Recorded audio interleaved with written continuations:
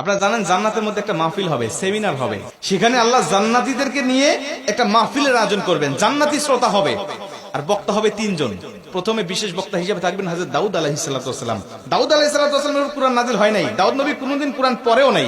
তারপরেও আল্লাহ সেদিন তাকে ইলম দিবেন, তিনি দাউদ নবী সূরা তোহা থেকে তেলাওয়াত করবেন। তাফসীরে এসেছে দাউদ নবী যখন কুরআন থেকে তেলাওয়াত করবেন তার একটা গলা থেকে, একটা কণ্ঠ থেকে ৮০ রকম সুর বের হতে থাকবে। জান্নাতীরা দাউদ নবীর কণ্ঠে তেলাওয়াত শুনে তো পাগল, বলবে আল্লাহ কি তেলাওয়াত শুনতেছি, আমরা তেলাওয়াত শুনে শুনে জান্নাতে থাকতে চাই, আর কিচ্ছু চাই না। আল্লাহ বলবে এর থেকে কি সুমধুর তেলাওয়াত শুনতে চাও না? জান্নাতীরা বলবে আল্লাহ এর থেকে সুমধুর তেলাওয়াত হতে পারে, আমাদের আর বিশ্বাস হয় না। আল্লাহ বলবে কেন বিশ্বাস হয় না? দাউদ নবীর উপরে কোরআন নাজিল হয় নাই, দাউদ নবী কোরআনের জন্য মার খায় নাই। যে নবীর উপরে কোরআন নাজিল করেছি, যে নবী কোরআনের জন্য মার খেয়েছে, দাঁত শহীদ করেছে, মাথার হেলমেট ভেঙেছে, উহুদের প্রান্তরে রক্তক্ষরণ করেছে, ওই নবীর কণ্ঠ থেকে কোরআনের তেলাওয়াত শোনো কেমন সুমধুর শোনা যায়। আমার নবী যখন সূরা ইয়াসিন থেকে তেলাওয়াত করবেন জান্নাতীরা তো পাগল হয়ে যাবে, বলবে আল্লাহ কোনো হুর চাই না, কোনো গিলমান চাই না, কোনো নাজ নিয়ামত, কোনো শরাব, কোনো ঝর্ণা, কোনো কিচ্ছু চাই না। আল্লাহ শুধু নবীর কণ্ঠে তেলাওয়াত শুনে জান্নাতে হাজার হাজার বছর আমরা কাটিয়ে দিতে চাই। আল্লাহ বলবে জান্নাতি এর থেকেও কি সুমধুর তেলাওয়াত তোমরা শুনতে চাও না? জান্নাতীরা বলবে আল্লাহ এর থেকে সুমধুর তেলাওয়াত হতে পারে, এটা আমাদের আর বিশ্বাসই হয় না।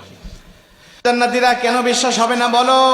আমার নবীকে কণ্ঠ দিয়েছি আমি আল্লাহ নিজে, আমার দাউদকে কণ্ঠ দিয়েছি আমি আল্লাহ নিজে, কিন্তু আমার গলায় কত কণ্ঠ রেখে দিয়েছি জানো না? আমি আল্লাহ নিজের কণ্ঠকে ওজার করে এখন তোমাদেরকে সূরা রহমান থেকে তেলাওয়াত করে শোনাতে চাই।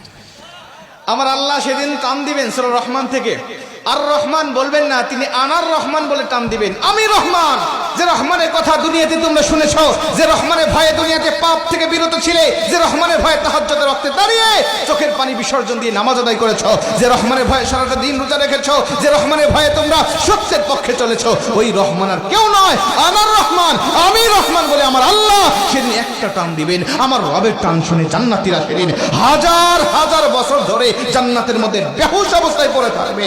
আমার আল্লাহ তাদেরকে হুশ দিবেন না। জোরে কোন সুবহানাল্লাহ, আল্লাহু আকবার বলেন।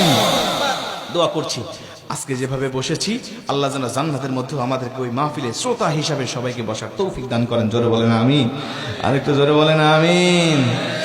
মুসলমান ভাইরা আমার লক্ষ্য করেন, অনেক কথা আপনাদেরকে বলতেছি, একটুখানি মনোযোগ দেন। এই কোরআন যে তার মানে জান্নাতের মধ্যেও কিন্তু ক্ষমতা কমে যাবে না, জান্নাতের মধ্যেই কোরআনের ক্ষমতা কিন্তু বেড়ে যাবে।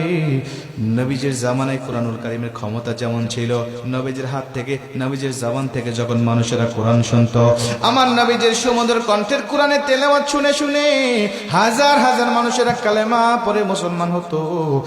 আজও নবীজির উপরে নাজিল হওয়া এই কিতাবের কোরআনের তেলাওয়াত শুনে আমাদের দুনিয়াবি বক্তাদের কণ্ঠে, দুনিয়াবি কারীদের কণ্ঠে কোরআনুল কারীমের তেলাওয়াত শুনে হাজার হাজার মানুষ প্রতিদিন কালেমা পড়ে মুসলমান হচ্ছে।